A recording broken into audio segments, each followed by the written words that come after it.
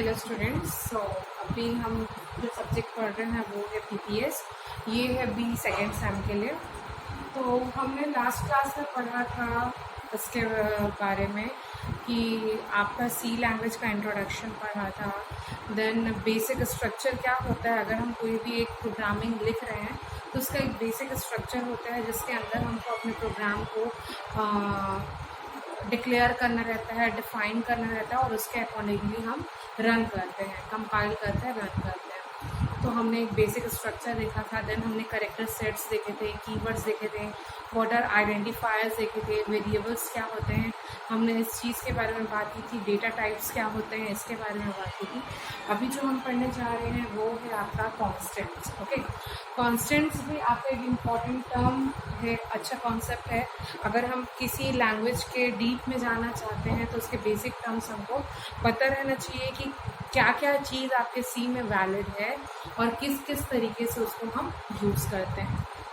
तो सबसे पहले हम टर्म जो कांस्टेंट है, अगर एक इन जनरल अगर हम बोले, एक जनरल टर्म पे बोले तो कांस्टेंट मतलब स्थिर है ना। अगर हम उस टर्म का मतलब देखें तो क्या होता है, स्थिर रहना, मतलब जो फिक्स है वो फिक्स ही रहेगा। अगर तो कांस्टेंट भी यहाँ पे यही है कि आपका जो वैल्यू है,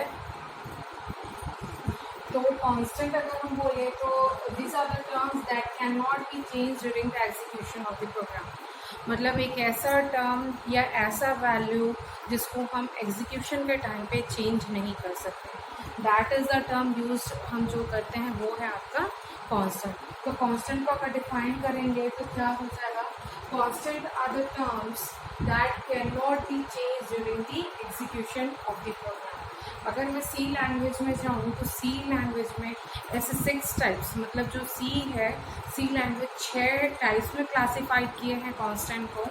तो सबसे पहला जो कांस्टेंट है वो है आपका इंटीजर कांस्टेंट। इंटीजर टर्म अगर हम मैथ्स वर्ड यूज़ किए हैं, मैथमेटिक्स पढ़े हैं, तो हम इंटीजर, फ्लोट, इन सब के बारे में एक बेसिक टर्म्स आते हैं। इंटीजर्स मतलब रियल वैल्यूज, जिसपे आपका डेसिमल वैल्यू या एक्सपोनेंशियल वैल्यूज आपके नहीं आएंगे, that are integer values. Okay, तो इंटीजर कांस्टेंट क्या होता है कि वो न्यूमेरिक कांस्टेंट को कंटेन करके रखता है, that only contain the numeric constant, not the exponential और डेसिमल पार्ट। जैसे अब अगर इस पे जाऊँ इंटीजर कांस्टेंट में, तो इंटीजर कांस्टेंट भी आपके 3 टाइप में क्लासिफाइड होते हैं। एक होता है आपका डेसिमल कांस्टेंट, दूसरा होता है आपका ऑक्टल डिजिट्स और तीसरा होता है हेक्साडेसिमल डिजिट। अगर हम जब कोई भी कंप्यूटर के बारे में बात करें तो आपका जो कंप्यूटर है वो बेसिकली मशीन लैंग्वेज में काम करता है, that is 0 and 1, that is binary form. Okay,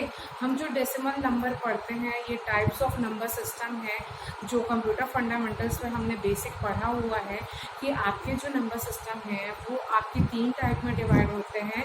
वो है आपका डेसिमल नंबर, 4 टाइप में, decimal number system, then binary system, then आपका ऑक्टल डिजिट और ऑक्टल है, और एक आपका होता है हेक्साडेसिमल। अगर मैं डेसिमल नंबर की बात करूँ तो decimal number that consist values from 0 to 9। Okay, क्या कंटेन करके रखता है, that consist the values from 0 to 9।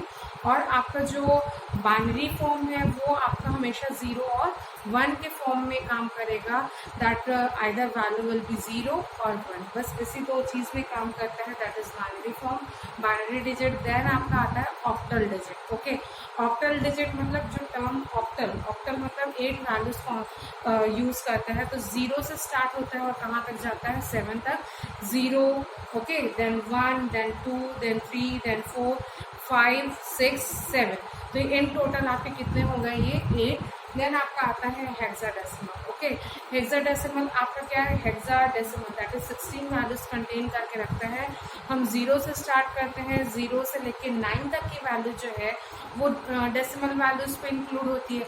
अब आपको क्या करना है, 10, 11, 12, 13, 14, 15 तक जाएगा, तो ये वैल्यूज क्या होती है, आप अगेन 0, 1, 1, 1, 1, 2 इस फॉर्म में लिख नहीं सकते, तो हम उसको क्या करते हैं, ABCDEF, जो आपका 9 तक का वैल्यू 9 रहेगा, उसके बाद जो 10th वैल्यू है हम उसको रिप्रेजेंट करते हैं A से, 11th वैल्यू को B से, 12th वैल्यू को C से, और फिर 13th को D से, 14th को E से और 15th को आप F से कंटेन करके रखते हैं, तो that comes under the hexadecimal number. तो आपका जो कांस्टेंट है, कांस्टेंट का डेफिनेशन यही है कि ऐसे टर्म्स जो प्रोग्राम एग्जीक्यूशन के दौरान आपके चेंज नहीं हो। तो सबसे पहला जो सी में 6 ऐसे वैलिड कांस्टेंट वैल्यूज है जो सी लैंग्वेज क्लासिफाइड किया है। पहला है आपका इंटीजर कांस्टेंट। इंटीजर कांस्टेंट वो होता है जो आपके न्यूमेरिक वैल्यू को कंटेन करके रखता है, ना कि एक्सपोनेंशियल वैल्यू और डेसिमल वैल्यूज को कंटेन कर, फ्रैक्शनल पार्ट कंटेन करके नहीं रखता। ओके, अगर न्यूमेरिक कांस्टेंट आपके अगेन 3 पार्ट में डिवाइड होता है, that is decimal digit, octal digit और आपका लास्ट है हेक्साडेसिमल डिजिट। तो डेसिमल डिजिट का वैल्यू कंटेन होता है 0 से 9 तक, देन आपका ऑक्टल डिजिट कंटेन करता है 0 से लेके 7 तक, और आपका लास्ट है hexadecimal, that will contain 0 to 9। Overall 0 to 15 तक का वैल्यू कंटेन करके रखता है, बट 0 to 9 आपका डेसिमल फॉर्म में रहेगा। Then A B C D E F से हम 10th 11th 12th 13 14 और 15 को रिस्पेक्टिवली प्लेस्ड करते हैं। ओके, जो नेक्स्ट हम जो कांस्टेंट हम पढ़ रहे हैं वो है आपका फ्लोटिंग कांस्टेंट। फ्लोटिंग कांस्टेंट क्या करता है, न्यूमेरिक वैल्यू को कंटेन करता है, बट साथ ही साथ फ्रैक्शनल पार्ट और एक्सपोनेंशियल पार्ट भी कंटेन करके रखा रहता है। फॉर एग्जांपल आप देखेंगे यहाँ पे है ना, फ्लोटिंग पॉइंट आपका क्या है, that is a numeric constant that has either fractional part और एक्सपोनेंशियल पार्ट। जैसे 2.0 एक एग्जाम्पल हो गया आपका। ओके, उसके बाद 0.00234, या एक एग्जाम्पल ये हो गया जिसमें हमने लिखा है 0.22e-5। दैट e-5 क्या होता है, e-5 एक्सपोनेंशियल नंबर को रिप्रेजेंट कर रहा है। तो e-5 मतलब 10 to the power -5। तो अगर मैं इस वैल्यू को 10 to the power -5 के टर्म पे लिखूंगी तो वो क्या रिप्रेजेंट होगा, ये देखिए 0.5 टाइम्स आपका ये वैल्यू जो -5 है वो रहेगा, और 22 जो आपकी वैल्यू है। तो एक्सपोनेंशियल को इस तरीके से रिप्रेजेंट करेंगे। देन आपका आता है कैरेक्टर कांस्टेंट। कैरेक्टर कांस्टेंट क्या होता है कि ऐसा constant which use single quotation. Okay, ऐसा constant which use single quotation around characters. Characters के अराउंड पे जो सिंगल कोटेशन यूज करते हैं that are character constant. For example A के साथ देखो यहाँ पे single quotation L M whatever आप जो भी कैरेक्टर वैल्यूज ले रहे हो from A to Z, that is capital small, आप जो लेना चाहो आप उसको क्या करते हो, सिंगल कोटेशन पे डालोगे, that is character constant. Floating point constant क्या है, न्यूमेरिक कांस्टेंट रहता है, साथ ही साथ वो आइदर फ्रैक्शनल पार्ट या एक्सपोनेंशियल पार्ट दोनों कंटेन करके रखेगा।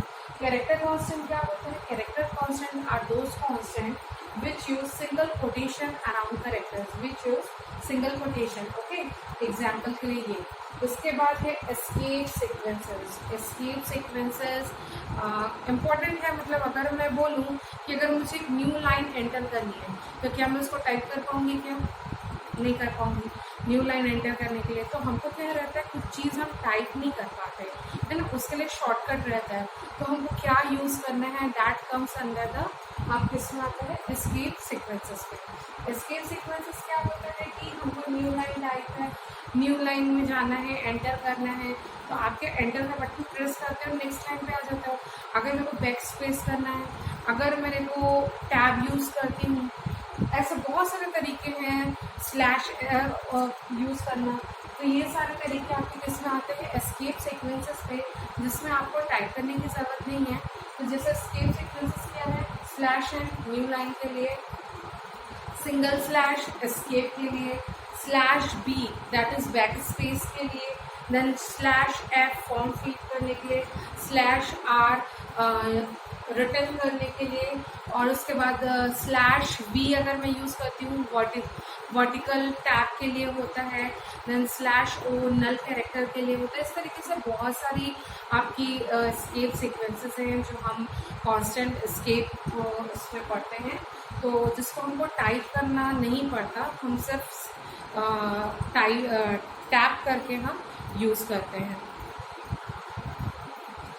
देन हमारा है फिफ्थ टाइप कांस्टेंट, वो है आपका string constant. Okay, string constant में क्या हो रहा है कि कि स्ट्रिंग कांस्टेंट में जैसे हमने कैरेक्टर कांस्टेंट पढ़ा, कैरेक्टर कांस्टेंट में हम वैल्यूज लिख रहे थे सिंगल इन्वर्टेड पे, ओके, सिंगल कोटेड पे हम लिख रहे थे। स्ट्रिंग कांस्टेंट को हम रिप्रेजेंट करेंगे डबल कोटेड मार्क्स से, okay.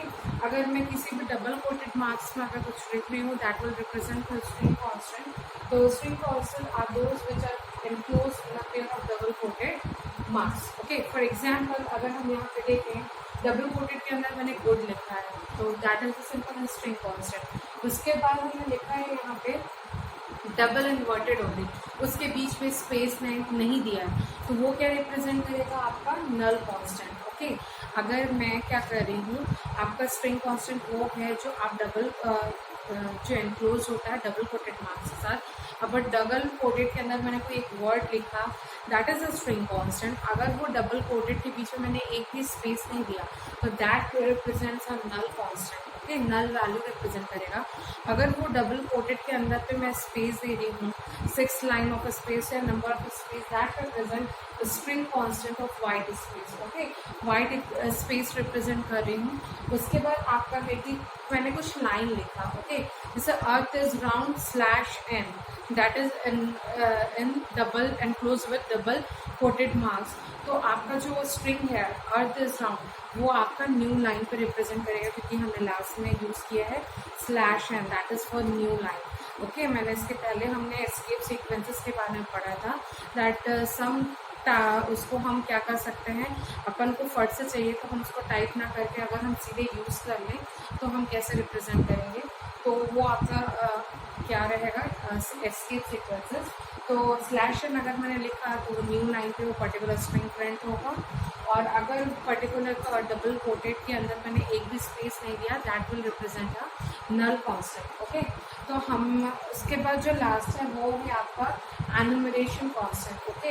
Enumeration it is a kind of data type, okay. Enumeration constant क्या है, इट इज हम जो कीवर्ड इसके लिए यूज करेंगे वो है आपका enum, that is used to declare enumeration of types, okay. अगर मैं इसको रिप्रेजेंट करूँ तो सबसे पहले मैंने लिखा है enum, that is keyword we are using for enumeration constant.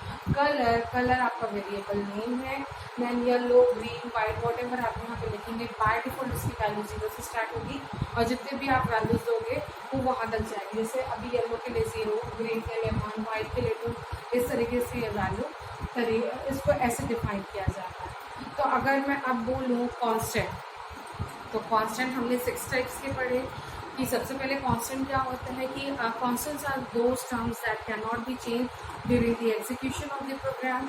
Then C has classified this constant into 6 types. सबसे पहले हमने पढ़ा integer constant that will contain the numeric value, not contain fractional or exponential value, that is further classified into 3 categories, that is decimal digit, octal digit and hexadecimal digit।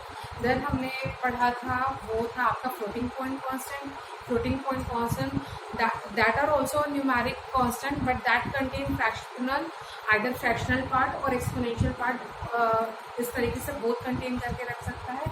फिर हमने पढ़ा character constant. Character constant क्या होता है कि हम कोई भी कैरेक्टर को सिंगल कोटेड मार्क्स पे रिप्रेजेंट कर रहे हैं तो that will come under the character constant. Then हमने पढ़ा एस्केप सीक्वेंसेस कि sometimes if we have not typed for escape, मतलब आपको स्पेस देना है न्यू लाइन के लिए है तो उसके लिए जो हम यूज़ करते हैं that is escape sequences constant. Then आपका है स्ट्रिंग कांस्टेंट। स्ट्रिंग कांस्टेंट आपका डबल कोटेड मार्क्स के अंदर पे आप जो टर्म यूज़ कर रहे हो, वर्ड लिख रहे हो, that is string constant. Then हमने पढ़ा एनुमरेशन कांस्टेंट। तो these are the basic constant we are dealing with C program. Next है हमारा क्वालिफायर्स, ओके। क्वालिफायर्स क्या होता है कि आपका जो पर्टिकुलर जो डेटा टाइप है, okay, basic data type that is int, float, character और ये सारे जो डेटा टाइप है इसको ऑल्टर करके न्यू डेटा टाइप फॉर्म करना, इसको ऑल्टर करके न्यू डेटा टाइप फॉर्म करना। लाइक पहले हमने पढ़ा एंड, फ्लोट, है ना। अगर सपोज मैं इनके साइज में कुछ चेंजेस लाती हूँ, है ना, बेसिकली अगर मैं इंटीजर टाइप का बोल रही हूँ तो integer type of data type contain अगर 2 बाइट और 4 बाइट, ओके। अगर मैं इसमें कुछ एक्स्ट्रा इसका चेंज करती हूँ तो मैं साइज इंक्रीज कर सकती हूँ। तो साइज इंक्रीज करने के लिए हम जो 2 टर्म्स यूज करेंगे वो है आपका लॉन्ग और शॉर्ट, ओके, लॉन्ग और शॉर्ट। अगर मैं इंटीजर टाइप की बात करूँ और आपके फ्लोट में आप डबल कर सकते हैं, तो जो अलग अलग कीवर्ड होते हैं जिसमें हम साइज में ऑल्टर कर सकते हैं, तो क्वालिफायर्स कुछ नहीं है। क्वालिफायर्स का मीनिंग ये है कि जो बेस डेटा टाइप है उसके मीनिंग को alter the meaning of base data type to build a new data type. सबसे पहले अगर मैं साइज क्वालिफायर की बात करूं, तो साइज क्वालिफायर क्या करता है, साइज चेंज करता है, ऑल्टर द साइज, है ना।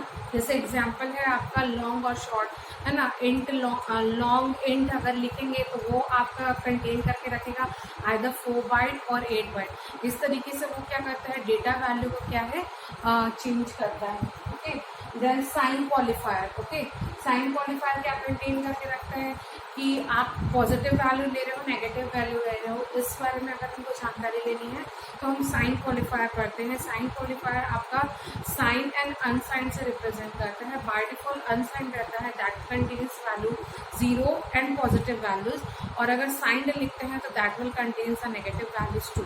तो हम अगर क्वालिफायर्स यूज कर रहे हैं तो क्वालिफायर का मतलब ये है कि जो आपके बेसिक डेटा टाइप है उसकी मीनिंग को थोड़ा ऑल्टर करके न्यू डेटा टाइप क्रिएट करना, और हम साइज से इंक्रीज कर सकते हैं, साइन अलग कर सकते हैं। एक कांस्टेंट क्वालिफायर होता है, अगर मैं कोई प्रोग्राम के पहले कांस्टेंट डिफाइन कर दी तो पूरे एग्जीक्यूशन के दौरान उस वैल्यू का जो वैल्यू है वो चेंज नहीं हो सकता। तो ये हमारे बेसिक टर्म्स थे सी प्रोग्रामिंग पे, जिसको हमने आज फिर से डील किया, दैट इज कांस्टेंट एंड क्वालिफायर्स। हम नेक्स्ट क्लास में देखेंगे ऑपरेटर्स क्या होता है। Thank you.